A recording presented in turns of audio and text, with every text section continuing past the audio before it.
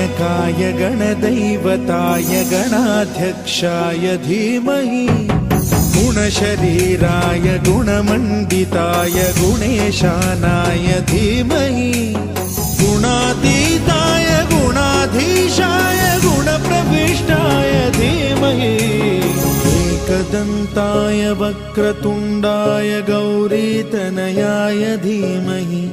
गजेशानाय भालचन्द्राय श्रीगणेशाय धीमहि